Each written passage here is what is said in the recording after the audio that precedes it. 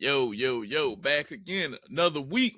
Bruh, Migos podcast in the building. You already know. Price, Rob, the homies hooking up again. Y'all weekly episode. This week, we talk Tua. Tua. We talk Tua. We got to talk to you about Tua. We got Rob is going to, express some feelings about Utah. Shannon Sharpe's debacle this week. His little, what's going on. His little high-ho situation. 5 schools that we believe, that Rob also believes, that could be in the Pac-12. We're going to talk about numbers being glorified instead of retired. Which one looks worse right now? DeShaun Watson or Bryce Young? And we're going to end the show talking Canelo and UFC last night, and all of that's on today's show. So sit back, relax, grab you a drink. We here. We about to chop it up on sports. Let's go ahead and hit the music. Hit the music, goddamn.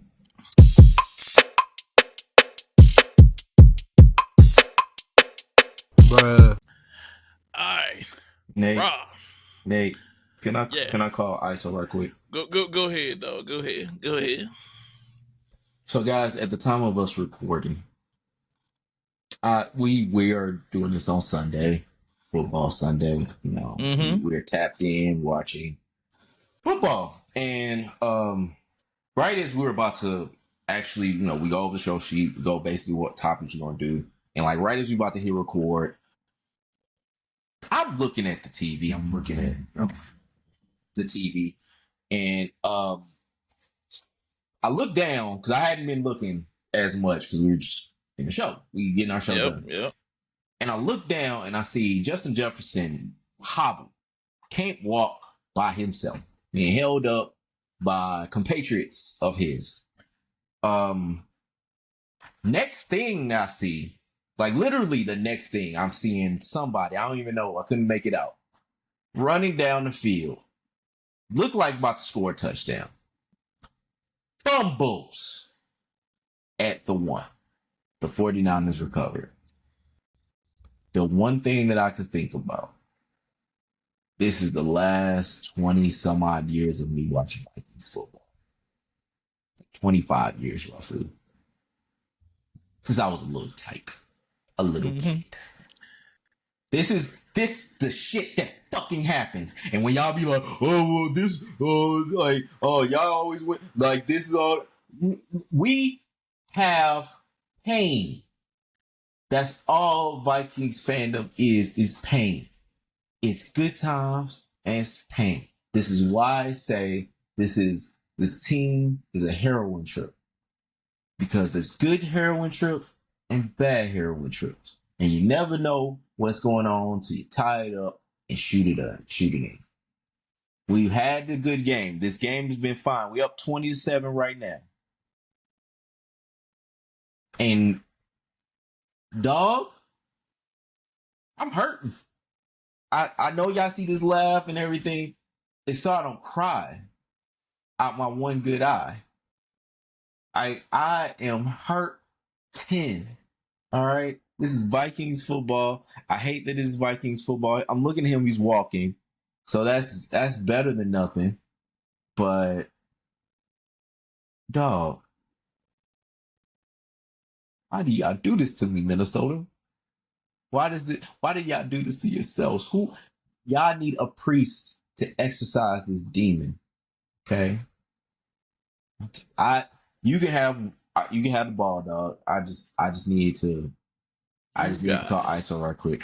Have no clue the emotional outbursts he went through at the beginning of us viewing this.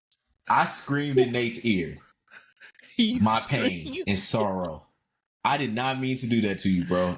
I was like, what's going on, Rob? He said Justin Jefferson, he can't put no weight.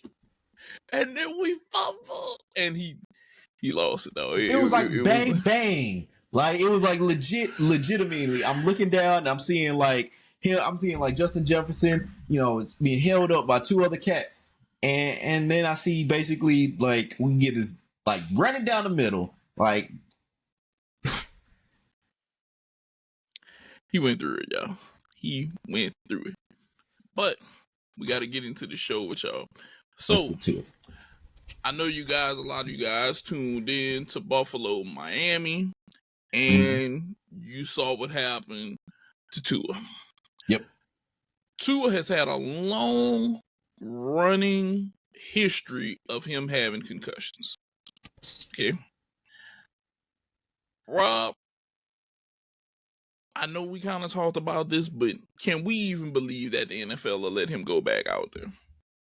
I believe they will. I overall believe that they're going to, but if it's me and the thing, I think the problem, it's not that he just had concussions, it's the optics of said concussions.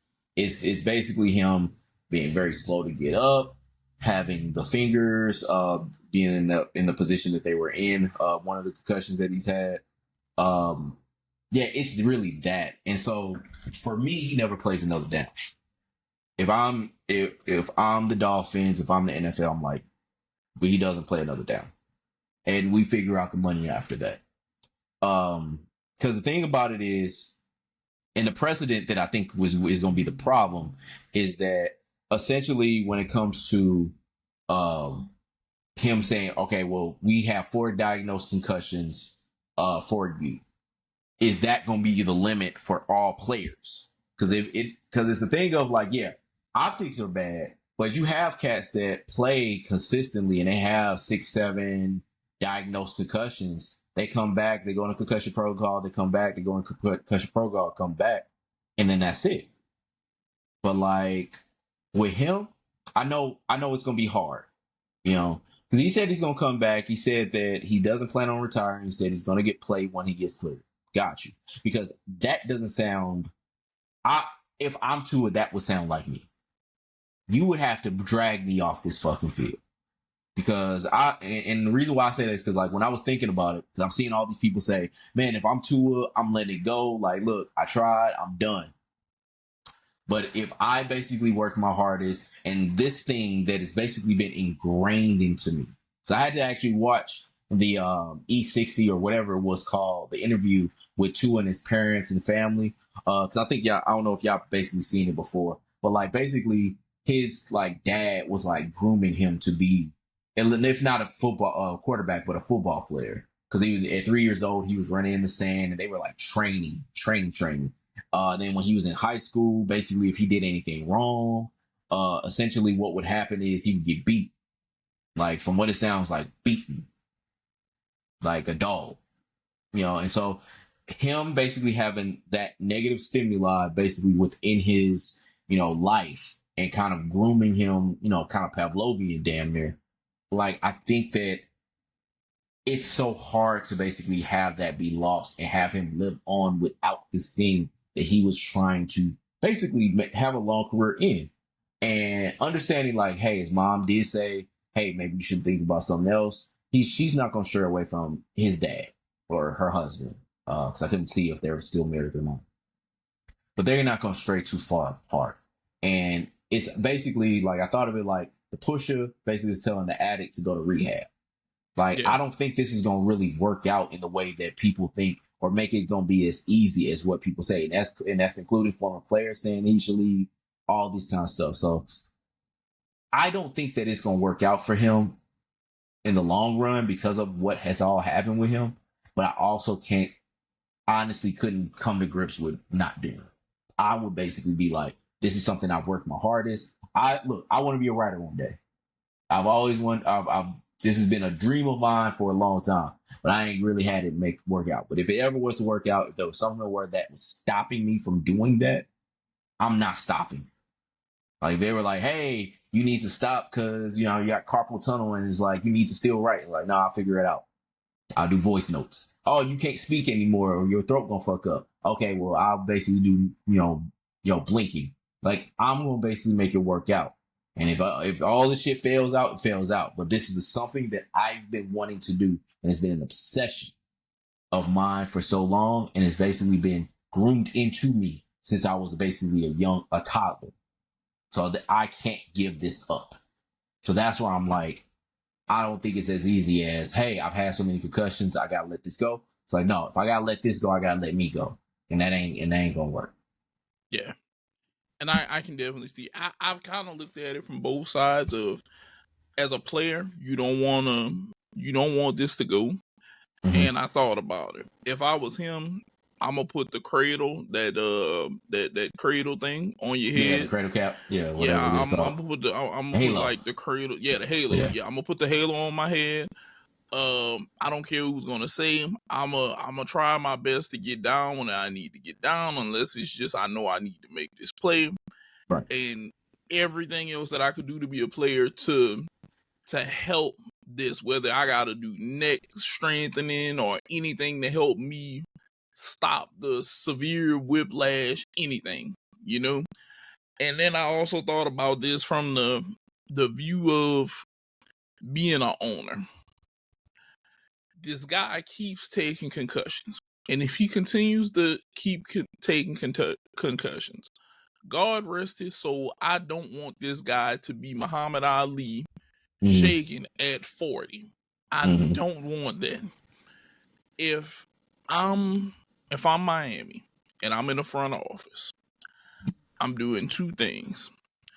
I'm going to find a quality backup right now.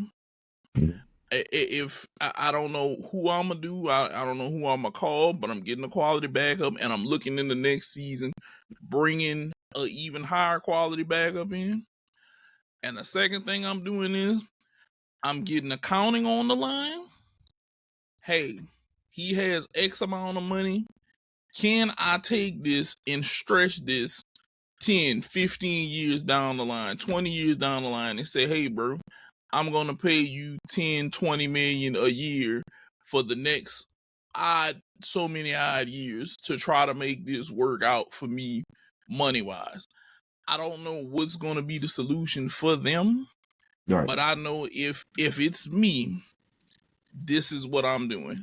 I'm looking at it from how I can make this money flip in my work if I'm the front office, because Tua just signed that signed that contract. Crazy. And it's, let's see,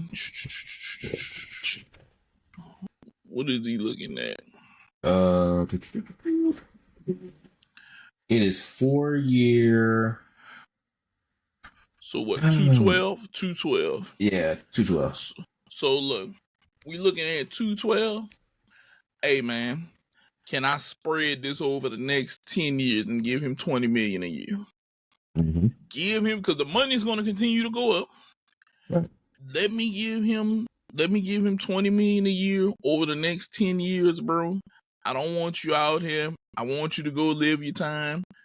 $200 and some odd $1 million, bro. I'm more than sure that you can take care of your family for the rest of your life, you know. Yeah. I'm more than sure that you'll be happy. Let me spread this out. You pay your taxes. I'll pay you every year. I'll give you a lump sum up front every year. Go live life that doesn't require you to get hit. Basically, give him an offer he can't refuse. Yeah. And yeah, you got to basically just be like, look, we got money in other places. We'll figure out whatever it is. Cap hits, whatever it may be. We just basically need to get this guy gone.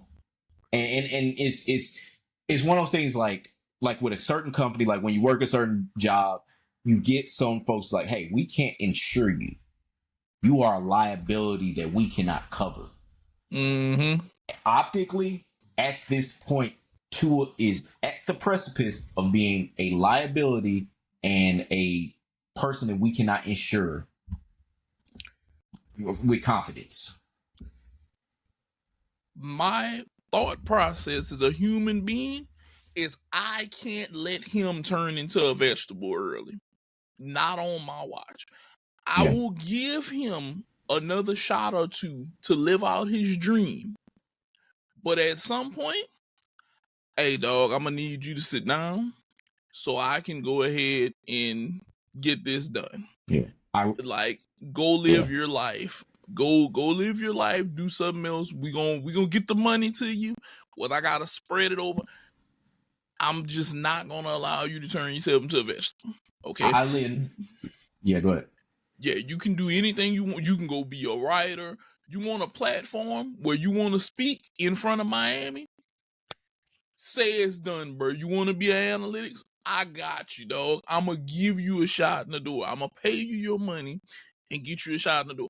But I'm not going to let you turn into a vegetable by the age of 40 and you walking around here barely coherent with stuff and this is going on. That's how I'm looking at it, Rob. Yeah, funny enough, this literally just happened with another Miami team, the Heat with Chris Bosh.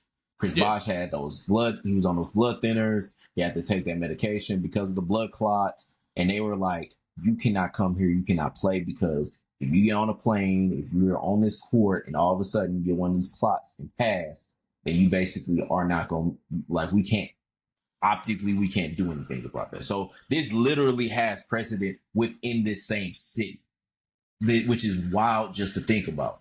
Like, we have somebody that we cannot, with good faith, with good confidence, say that this person is going to come onto the field and leave the field every single time.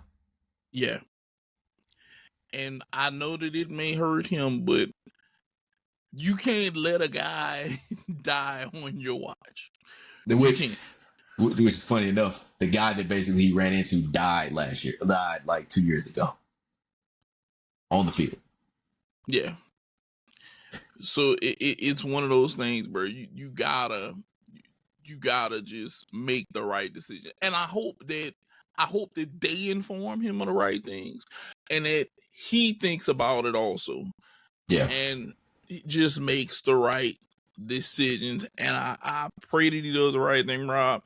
And I either hope that he works out to where concussions don't bother him or something, or he gets the halo and this helps him and everything else. Fine. But it's football. We know people are getting their bell rung out there. Okay? We know that this is happening. We know how this is going on. Hey, it just is what it is. But I hope that he makes the right decisions and all luck to him and hope that this works out for Tua. And Miami right now, I don't know what y'all gonna do because y'all are in a hell of a pickle quarterback wise right now, having one of the best receiving cores in the NFL right now. You need somebody to launch them the ball. Yep. You know? You really do. But moving on. Rob, Utah, promo, cut it. So let me tell y'all a little bit something. So I basically recently just went on a trip to Utah and I was near Salt Lake City, flew into Salt Lake City, which is the biggest fucking airport I've ever seen in my entire life. Just fucking huge. But that being said, so like I basically I knew I had to go to Utah and I was like, I didn't know what to expect. Like I was on my Vernon Maxwell shit, whereas like, man, these motherfuckers ain't never had internet. You know, like all these niggas don't do shit. Like I didn't know what the fuck to expect. So I go there, you know, like I'm there, I fly in, get to my hotel and all that. And I'm like, you know what? Actually, like once I actually drive around and like see everything, I'm like, this place is pretty nice. Like I'm riding around with somebody driving at times. I'm like, man, this is you know what it reminded me of? What? Like another trip that I just went on. It reminded me of like a suburb of LA. Like a lot of like shit, like a lot of In-N-Out burgers, a lot of just like Mexican restaurants. Like it was like, it reminded me of like if this was like a suburb of like LA, not like Anaheim, but like a literal like within LA like county or whatever. Like it just reminded me of something like that. Like somebody basically was like, you know what, LA ain't too far apart, but I want to be away. Kind of like how people talk about with like New Yorkers talk about with North Carolina. That's what it reminded me of. Like they were just like this is just where we gonna just get away from that and have like a quaint home around some mountains. So I mean, I can basically attest, like Salt Lake City, I was unfamiliar with your game. I fucks with y'all and I will probably come back sooner or later. So that's shout out to y'all, okay? Like I granted, like it, you know, I ain't gonna do it when it's cold. Daddy don't like cold. But I will basically fuck with y'all in the summer because it was pretty nice. All right. Or I guess it's still summer. Like, yeah, so I will fuck with y'all another time. So, but I would say I did not know what to expect. but what it was out there was actually pretty dope. So shout out to y'all. Hope y'all doing well. All that shit. Yeah. Now, granted, my boy cut his little promo for Utah. You're welcome. I know that everybody has saw it during the week. Uncle Shay don't play, as many have said. But Ocho did point out the man may need to work on his cardio. So, puffing and puffing. All of y'all know what happened. Shannon Sharpe was on IG Live. Thank God no footage was shown, but we heard what was going on. We clearly heard what was going on. And you know, Uncle Shannon, I don't know if Michelle might have it good on. I don't know. From what you was doing, Uncle Shay, I was like, God damn, Uncle, I'm like that. Heavy lifting, motherfucker. Hey. But y'all all know he went on the Instagram live, and me and Rob kind of has an interesting take on this. So go ahead, Rob. Get the people what you thought, because I had to think about it too whenever you said it. So go ahead. So because you basically don't see Shannon at all. Like, if y'all seen the video, like, you don't see him at all. You just hear a lot of it. It's like a lot of ASMR kind of shit. But it was just like, I was thinking, like, man, all I kept hearing was like the vibrations of the phone.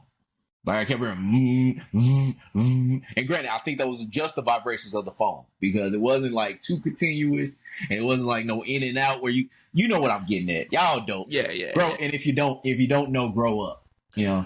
Exactly. But all, like, I kept hearing the, or you could hear like the vibrations of the phone, but you basically could hear like people calling this nigga like, hey, get on your phone, you on IG Live.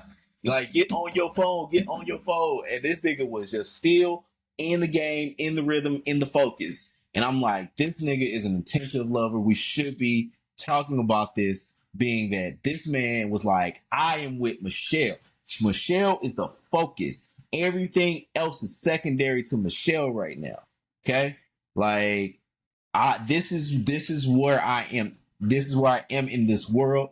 Is with Michelle. I ain't worried about no phone. I ain't worried about nothing else but her. And that is great, because a lot of cats, especially in his position where you got a lot of power now, you got a lot of stuff going on, they will go to that phone and figure out like what's going on. But that man stayed focused. He was in the game. He was in the rhythm. Good job, Shannon. Good job, all. Yeah. Coach said he put Shannon in there for a reason. He was going to focus on the game. He was going to get things done. He was going to make sure that the goal was accomplished. That man was a tight end, and it stayed in the tight end position. There you go. He was in there. He handled business. He stood on business the other day. Also, I know you got sleep apnea, Shannon. Like, you sound like a motherfucker. As a nigga that knows sleep apnea very well, you basically got like like nigga. And that nigga was just like, I'm about to pull a Rick Roller. Yeah, but me and Rob have been sitting around, and we love to look at like college divisions, because Pac-12 is looking to expand. For you all who don't know, Pac-12 is looking to expand. Yeah. So Rob has had a few teams, and we're going to kind of go over what he believes could expand into the Pac-12, and probably some pretty good candidates right here. And we also want to know what you guys may think of what teams you think should join into the Pac-12. So, Rob, go ahead, get on your list. Let's see where we're going with this. All right. So, as y'all might have heard, basically, there's been 6 or 4 schools that have basically gotten offers and have seemingly have said that they will be joining the Pac-12 soon. Those schools include San Diego State, Colorado State, Fresno State, and Boise State. Some of those are states, some of those are not states. But essentially, all of those are basically schools that are looking to join the Pac-12, which right now only has 2 schools, which is Washington State and Oregon State. And so, essentially, these will be the Pac-12 in 2026 would be the earliest that they basically can be a conference. But I was thinking to myself, okay, you already have teams that have gone away from you, essentially, and you are trying to, replenish your stock, get your family back, all that kind of shit. Why don't you add some more teams? So we have 5 teams. 5. 1, 2, 3, 4, 5. 5 teams that we think should be added to the Pac-12 or be on the radar of the Pac-12 as far as present, as far as what what you want to add. So first team, just going with basically the theme of how we've been doing college football expansion. The first team, Coastal Carolina. Coastal Carolina basically rose to prominence a few years ago. And basically has, the first awareness I had of Coastal Carolina was that coach was basically like, I don't want cats, I want dogs. Oh. I got the new armbands. I got this thing. That was the first time I heard of anything Coastal Carolina. Then Coastal Carolina started having some wins right there in Myrtle Beach. My pops, he used to talk about them and and everything like that when he worked down there. Coastal Carolina, perfect representation for the Pac-12 that has a fucking team, or that actually has a team that could be there, which is California, that basically is playing in the ACC. Which, that's the whole gist. The next school, Tulane, the Green Wave, the team that I started out with college football, but we don't talk about that because in NCAA 25 or EA 25. We don't talk about them anymore. They're doing fine. We had an amicable divorce from each other as far as dynasty goes. And everybody's good and everybody's fine. But the Green Wave, they are a team that basically right there in New Orleans, not too far from the Pacific, basically can, be that Pac-12 team and have a good offense. They can basically roll up in there and, bring some excitement for the Pac-12. The next one, Akron. Why not? Right there in the middle of the country, right there in Ohio. Like they could be that next team for the Pac-12, that can, do great things and basically build that conference and have something that could really go for them. The next one after that, a stunner, maybe to some, North Dakota State have had a lot of prominence within the FCS and basically have had strong teams. I mean, they just basically almost beat Colorado, the first week. This is a team that, has a long history. They can add them on. They can be an up and comer, basically go out and go to some of these, outlying states like the Colorados or, Oregons or anything like that, help recruit some more folks for them, and then the last team, UNLV, the Running Rebels. They're in the Pacific time zone anyway. This is like the only one that I had this within the Pacific time zone, but have them basically become another member of the Pac-12. So just adding some teams that could be on the radar of the Pac-12, just in case I need some more folks. This is some folks that you guys could add. So just keep it in mind, Pac-12. I know you guys are still looking at. I've seen Memphis being another team that people have talked about joining you guys. Just keep it in mind, okay? So you guys can basically become, what you were, which is a 12-team conference, and then do it like that, or go back to like it was when we were kids, be the Pac-10, and just basically cut off one of the teams that I basically talked about. So you could do Akron. I didn't know why I added Akron. But either way, this would be something good for y'all to basically have. So let us know what you think, Pac-12. Yeah. And that would be some interesting picks, though, to see go into the Pac-12, because they do need to re-up. It's a perfect time to re-up and take on some newcomers. Yep. Now, Rob has been toying with this idea of we shouldn't retire numbers. That numbers should be glorified, because if you look at teams like the Yankees have so many numbers that they have up. And as you know, I don't think you really want to see people in the years to come playing in triple-digit baseball numbers. Granted, there's only so many people on the team at a time, and people could take other numbers. But Rob has kind of toyed with the idea of, let's say, glorifying numbers instead of retiring a bunch of numbers. And Rob, kind of go ahead and explain where you got the idea from, and then I'm gonna go ahead and I'm gonna add on to what I was gonna say about it.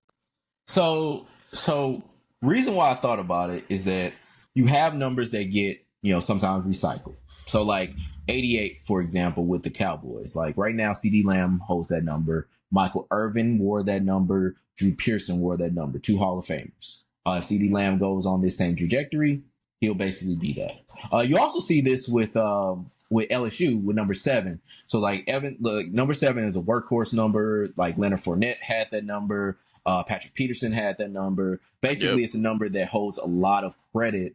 And now I think Harold Perkins Jr. has that. Has a number right now. So you can basically do this. What I would like for it to be is that not only would you basically have this number still be in circulation, but give it glory, give it like a different look or a different spin. So like make it to where this number is now gold.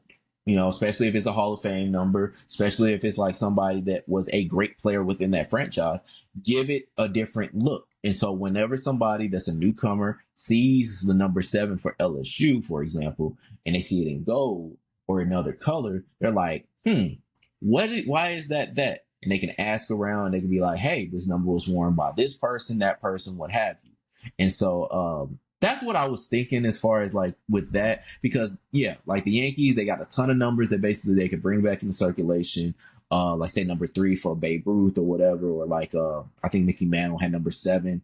I might have got that wrong, but either way, you can have numbers that come back essentially and have more people talk about them versus them just being in like some monument park or in the rafters or something like that. Have it to where the number is retired, but the number is basically glorified and somebody that you can still see play and still ask questions about, versus just being somewhere. And then they're like, oh, why is that there? It's like, no, why are you as a player wearing that? You can basically ask those questions. So that's what I was thinking. And you guys can basically tell me in the comments what you guys think about that. What numbers that you could see unretired. Because I know there was a few talks because I just lost my train of thought. But like, tell me what you guys think as far as what numbers can be unretired, who can have them, anything like that. Or just the idea that these numbers can basically be back in circulation. Yeah, I kind of think that they could do something to glorify them, put them in gold, or maybe the numbers of people who aren't certified Hall of Famers, glorify those, let them be worn. But let it be known, hey, this person was a team great. That's why his number's gold. Because I do think it's still going to be certain numbers that you have to retire. Like 42 Jackie Robinson, you got to retire that. Stuff like that. But Hank Aaron, that's another one you got to retire. There's going to be some Yankees that you're going to have to retire to. And it goes along. I wholeheartedly feel that maybe in the next 10 years you might have to retire Shohei as a Dodger, maybe even Angel too. Yeah, I'm about to say both. But I feel like maybe the people who are team greats that may not necessarily be Hall of Famers need to be glorified, and then some still need to be retired. It's never to be worn again. Free Babe Ruth, put him in the Hall. I'm always screaming that. Not Babe Ruth. Free Barry Bonds, put him in the Hall. I'm always screaming that shit forever because Barry is that dude. Barry did what he did, But also free the whiteness perception of Babe Ruth. That man was Dominican. We need to respect him as such. Jorge Hermano Ruth. All right. Yeah. We need to basically put that man in the proper context of what he was. Granted, I don't want to just be like, all right, your passing didn't really work, but it seemed, as far as stories that his daughter told, seems like they knew. It's like, George's nose is a different size than ours. Why is that? If you look at the enhanced color photos of him, he's my color, bro. That nigga is black. Yeah, he's my color. He is literally like my color, maybe a little darker. Yeah. He is not a white man. Yeah, that man is black. That man, like, he looked like somebody. He looks like James Earl Jones is like uncle or something. Yeah, like that nigga is black. Real tough. And that's just the truth of the matter. Like, if you would have said like, hey, no, in the Sandlot, James Earl Jones' character was actually Babe Ruth, I was like, yeah. You go in on it. You'd be like, oh yeah, easily. Easily. Now, with us talking about a little baseball here and there, there's been a quarterback situation with a quarterback that has allegations, and also there's been a quarterback who just has not performed at all. Yeah. And we want to talk about those two dudes, DeShaun Watson, Bryce Young. We did talk about Bryce last week. It's just because he's so bad. But first, Rob, what we're going to do is we're going to get the allegations that have been put in the lawsuit out the way for DeShaun Watson, and then we're going to look at this purely from a football standpoint of what you would rather deal with. So, Rob, go ahead, get the allegations out of the way what DeShaun Watson is facing right now. Yep. So, as you guys basically have maybe heard or maybe have seen, which, like I said, DeShaun Watson has denied these allegations, strongly denied them. But essentially, this is new. This is about the time that he was still in Houston playing for the Texans. But essentially, this is something that is brand new. But essentially, the lawsuit alleges that, and the woman goes by Jane Doe, Watson came to her apartment to basically, or she invited Watson to her apartment. He got undressed shortly and was laying on the bed and essentially was looking for a massage from her. He then penetrated her via his hand or via his fingers, essentially, and that was what happened, or what she has accused him of within the lawsuit that was filed last week. So this is something that is a new situation. Of course, he had the other lawsuits, the other 24 lawsuits that he had while he was a member of the Texans, and that is, or one of them is still unsettled to this point, at least from what I'm tracking. But essentially, this is a new lawsuit. This may go for new punishment that because this is a brand new situation and it's not being clumped into the old one. So that has to be prefaced. This is ongoing litigation.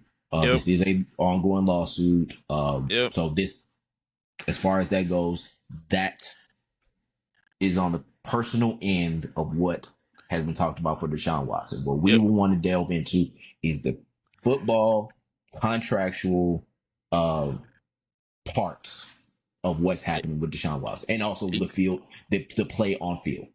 Yeah.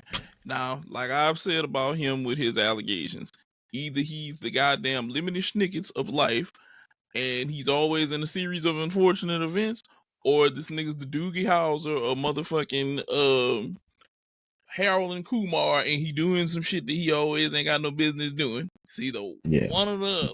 That's literally what it is for him. Now, with that out the way, quarterback play. Right now, as we speak, he's having a decent game. Right now, as we speak, Cleveland Browns are having a decent game. They're up on Jacksonville right now with 1:56 left. Cleveland has the ball, 16-13. Okay, DeShaun then threw 22 of 33, 186. No touchdowns. He only got sacked twice. He had a running touchdown. Yeah, he has a running touchdown. Okay, cool. Now, on the other hand, Lord Jesus, I hate to even click over here to even look at this. We are talking the Carolina Panthers. Okay. Now, as I told Rob, I don't even look at the Panthers games on Sunday Ticket to see how well they're doing. I know that it's on fire over there. I don't even have to see the smoke. I don't even need to be in the general vicinity to know that the building is on fire over there. Do you want to at least know the stat? Let me know if you want to know the stat line. Go ahead and let me know. Okay. So for Bryce Young, the stat line is 18 for 26, 84 yards, 1 interception. So, and they lost, what, 26-3? Something like that? Yes, to the LA Chargers. Okay. San Diego. So first thing I'm going to say is right now, DeShaun Watson is having a way more acceptable game than Bryce Young. Quarterback situation-wise, barring out the legal issues, right now, Rob, I think I'm going to have to go with DeShaun Watson, okay? Yeah. All right. And part of the reason is I know he's having trouble with his new offense, but look like this week he's trying to gain some substance of it, and looks like he's probably going to try to catch some stride in his new offense from here on out, as long as he continues to play. But Bryce Young, though, I don't even look. Carolina fans, I'm going to sympathize with y'all for a moment, all right? Yeah. Go get Cam Newton. At least he was going to do Superman shit and try to run and get y'all one. Give him a year. Go get him now and start letting him prep. Okay? And get, because, though, earlier whenever we checked this, Bryce Young had 41 yards. Okay? I'm not saying because Rob said San Diego. I'm not going to say the Chargers defense is freaking A1 lockdown, number 1 in the league. But dog, you should be able to put something together. He ain't even pinched the bitch. You not even hitting 100 yards. Like, you're not hitting 100 yards. I think he maybe this season. So in the NFC right now, in the past 2 games, he has a total of 161. Well, look, he had 161 last week. He got 84 this week. All right. He aimed through over 300 yards in 2 games. And I'm not talking 300 yards in a game. I'm talking 150 a game. There is no offense there. There's 0 offense there. Yeah. Put Andy Dalton in, damn it. Just put Andy Dalton in. I'm done. I don't know why y'all not calling. Y'all love to call for other people's jobs and shit, and we want to win. No, y'all can't want to win. Y'all lying. Go ahead, Rob. So when we were talking about this before the episode, I was thinking to myself, like, which quarterback situation would I have from a pure football standpoint? And part of me wants to say, it actually does want me to say the Panthers. And here's why. It is a younger quarterback. So, I mean, this is granted, DeShaun Watson is 28, like I think 28, 29. So he's still like within the prime of his career. But that man's body is generally cooked. You know, like he had a good game today, but he ain't really like somebody that you can rely on, especially for the amount of money that you're paying him. At least with Bryce, he's younger, and there is precedent for a number 1 overall pick that basically looked sorry and then looked better. And it's the guy that's actually captaining one of the best teams within the NFC right now, within the Detroit Lions. So essentially, there is precedent for a comeback here when it comes to Bryce Young. And so I'm not going to basically throw out the baby with the bathwater yet, especially because that man looks so small. But I will say that I would rather have that situation right now and just try to see what I can do to figure out what can we salvage from this, because this man did set our franchise back. What can we do about this? And we have at least more time, and under a rookie deal, mind you. So we can, when it comes to how much flexibility we have way more flexibility from a contractual standpoint than we would as the Browns, and with the contract that man has. So we can make this work out much better on the Panthers end than we can on the Browns end. At least for right now. Are we gonna let him play out the contract even if he doesn't get better? Or we just gonna let him? Because right now, I think you if do. I'm Carolina, I know it's his second year, but I'm damn near throwing baby bath water, tub. Hell, I'm probably going in the kitchen and rip the sink out that bit and throw that shit outside too. Because I would be upset. Because he went number 1, and there's a guy in his class in Texas showing out in CJ Stroud. That's and true. People, and I remember thinking, Carolina, I feel like if you get CJ, you'd be better off. And they were like, nah. Alabama, Bryce Young, he's gonna make it. Yep. And what happened? He's falling flat on his face. Now, like you said, what you're saying is true. Maybe if he gets with like a Shanahan and he can get right, but he ain't showed me no get right. He's like, can't get right from life. Like, he can't get right. Like, I don't know what to do with him. But I think part of the problem, at least with the Carolina Panthers, is that they've basically acted too aggressive and too short-sighted. And I think that when it comes to them, because they fired Frank Reich when they basically couldn't make things work out, as Bryce Young, I think, was hurt like a part of the year last year. And like they basically fired him way too early. Like they were like, oh, this ain't working, get somebody else in. And that somebody else ain't working. So I think there's a level of you got to kind of let this play out at least some more, because you really don't have many other options. No, because even if you basically say like, all right, we just going to go in the draft, you're going to go in the draft for, let's say, Cam Ward, who basically people are talking about might go to them, at least right now in the mock drafts. That man is reckless. He has talent. He has some size, but he got some reckless to him. So you're going to basically go for a short, not good, or a big reckless. Like you don't have many surefire options. And granted, the trade is about to be done. Like that second round pick that you owe to the Bears, basically that comes up in this year's draft. So the trade is about to be done for him, and you're about to basically see what happened. You could have had Caleb Williams, you could have kept DJ Moore, but you didn't. You took a swing, and yes, I was one of those people saying you should have got CJ Stroud, but you didn't. And now you basically got to live with that for a while. Got to take that L, but you got to basically be patient with the L that you got. So look, maybe I'm a little reckless with it, but goddamn it, Wild Thing worked out for the Indians in Major League. I might take Cam Ward. Maybe he just needs some glasses, bro. Maybe that's all we need to get this shit under control with him or something, you know? He got that nigga some goggles now. He now not thrown across his body anymore. Maybe that's all he needs, a little something extra to help him out. We good, bro. Maybe that's what it is. Because this shit ain't working out.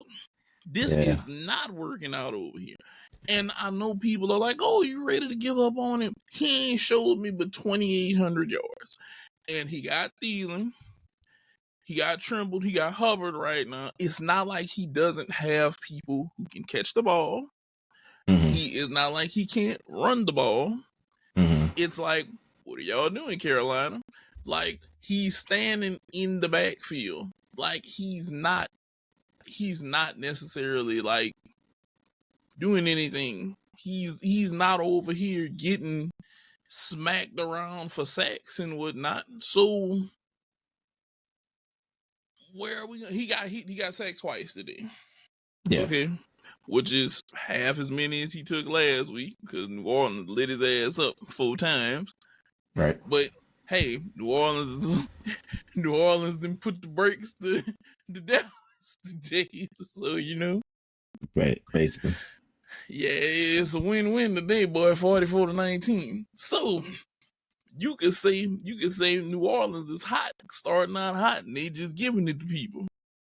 But I can also say this, from his last year's performance to start this year, and we haven't thrown for a combined 300 yards yet in 2 games, gives me little faith. Maybe he might get hot, maybe he might not, maybe he might figure out the offense, maybe it clicks. I don't know. But what I do know is this. Yeah, he's 23. Yeah, it's a rookie contract. But I need my rookie to start growing. Yeah. And maybe it's an organization thing.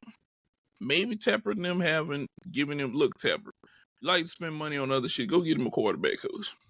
Go find him a guru. Go find him somebody that, look, you need a quarterback whisperer. Go find it and put them and him in the same room. Put them on the team playing and just have them roll with him. Just have them roll with him right now, because that's like one of the only things I can see maybe try to help him. I just look at Carolina as such a disaster in my head that, like I said earlier, I don't turn on Sunday Ticket to watch them play. I turn this shit on to see how bad they're gonna lose today. So one team, I'm like, how bad is Carolina gonna lose today? That's it. 47-10 last week, 26-3 this week. I'm about to start taking Carolina under 15 points on gambling websites at this point. Might as well. At this point, like, you might as well, dog. Because that's how I'm looking at it with them, man. Maybe they correct this, and maybe not. But it's looking more to, yeah, they've gotten off that last pick. Yeah, they have a little bit more flexibility than the Browns, but I need them to do something. Just give me a little light. Just give me the light. Just give me something. Just give me anything. Now, we got two more things that we want to talk about before we get off the show. Rob, I know you saw this. For you guys who don't know, boxing is in full swing right now. Yep. Even Danny Garcia got his ass knocked out last night, but that ain't what I'm here to talk about. Canelo Alvarez, he even spoke it. He rocked Edgar. He said it last night. He said, I am the face of boxing. I am that guy. Okay? And he dismantled Edward Berlanga last night, and he hit him. He hit him so hard, so many times. Whenever he dropped him in the third round, I thought it might be over with for him. But Berlanga is a young, tough fighter. He had stopped like 16 people in a row in like the first round, and then to get in there with a guy like Canelo in last 12 rounds, even taking a beating, it showed the heart that he had, because even his corner was concerned for him at one point. They were like, are you here? Like, because he's hurting you. And he went out there and he made it through. But Canelo is that guy, and they're talking Canelo either fighting Bivol or Crawford. And Canelo got the juice, bro. He got the juice. And I hate to say it, and I know not many people are going to say it. They're going to say, oh, you don't like a defensive style fighter. Look, it wasn't as entertaining to watch Mayweather. It wasn't as entertaining to watch a fight. Watching Canelo fight is entertaining to me. This is way more entertaining, and I'm enjoying it right now. But did you get a chance to peep the fight? What did you think? So I only saw like the last round, really. And it was a crazy last round, because I say so they were both going like, talking about like who's got the crowd more and everything like that. And you can see Canelo still had him, but no, like I didn't really see much of the fight itself. But yeah, you can see like that last round. From what I did see, yeah, Canelo's still the dude. Canelo's still the guy, and he looks so much shorter than Berlanga. And I was like, damn, like he's that much shorter. Like he just looked like a mighty, like Pac-Man or something like that. But he just looked so small compared to Berlanga. But he was still rocking him. He was still coming to him. Yeah, he really, like, I don't know. I think people get it like mistaken. Canelo's only like 5'7", 5'8". That's it. Canelo's not a big dude. Not at all. He talks and looks, how they angle him in the camera is really good at time. You be like, man, Canelo's a big dude, and then you be like, nice. Not that big of a guy. He has size to it, but not height wise. Like not like a lot of height, like you might think he has. But he's that guy, man. He traded shots with Berlanga, and Berlanga they were like he's that guy. He's young and upcoming. But Canelo stated last night, I'm the best fighter in the world. And with him saying that to me, that let me know one thing. I feel like anybody who, if you get in the ring with Canelo right now, you in for it. It's not gonna be no walk in the park. It's not gonna be nothing easy. It's not gonna just be, oh, I'm gonna get over on him or anything like that. You're gonna have a hell of a fight for your life whenever you're gonna fight Canelo. And it is what it is. Now, yeah. As much as I love the boxing, I had another tab watching UFC. I was multitasking, goddamn it. I had to get it on. I'm a sucker for fights. That's why I got 2-3 screens and the TV in the room with me. Well, I've been saying you need to go have a fight podcast, and y'all need to basically, y'all need to get it. Y'all need to peer pressure this nigga to have a fight podcast because he got some good shit to say, and so bruh, I know I'm on it too much sometimes. I really, but I had to watch UFC because O'Malley had been talking. And whenever he talks, he's one of those guys I like to watch fight because he's mouthy, but he can bag it up a lot of the time, But last night wasn't it, dog. Wasn't no sugar in the spear. Dana White, you had a great event for even a women's title. Grasso lost last night. She lost her title. The challengers were on top in the 2 main events. Sugar, I don't know what you're gonna do because as much as I like you, O'Malley, as a fighter, last night, Merab just had you. He had your number, bro. It was just like Shevchenko and Grasso. Shevchenko had 15 minutes of ground time. It was 14:49, basically 15 minutes. We're going to add them 11 seconds on there. But she controlled the fight on the ground. She made it a dirty fight. And it was the same thing with Merab against Sean. Sean just couldn't. I felt like Sean got into something where he just didn't know what to do. He just did not know what to do. And hats off to him. He tried to fight. He tried to get it out. He tried to do what he needed to do. And Merab was just too much fun. Man, Merab and Shevchenko, they went out there. They claimed they went over on the champions last night. Was it a great show at the Spear? Yeah. It was a pretty damn good show. Do I think it could have been better? Yeah. Dana, the next show at the Spear, I need you to have like McGregor. I need Jones out there. I want big names, big fights, and a good undercard. Basically make the Spear WrestleMania. Yeah. I want the WrestleMania UFC.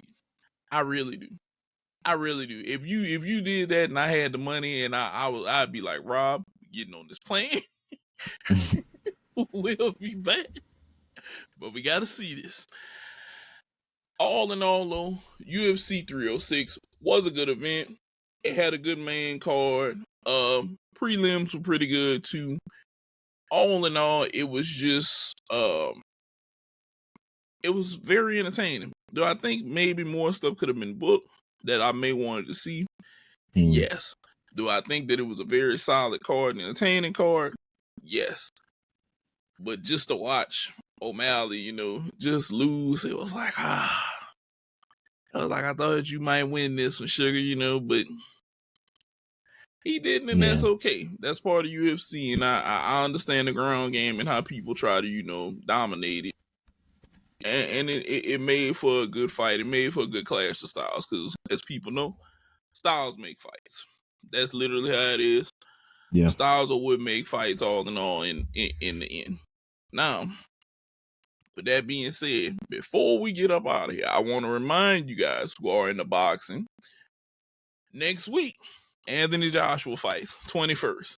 So be on the lookout for that. That's going to be another Rehab event.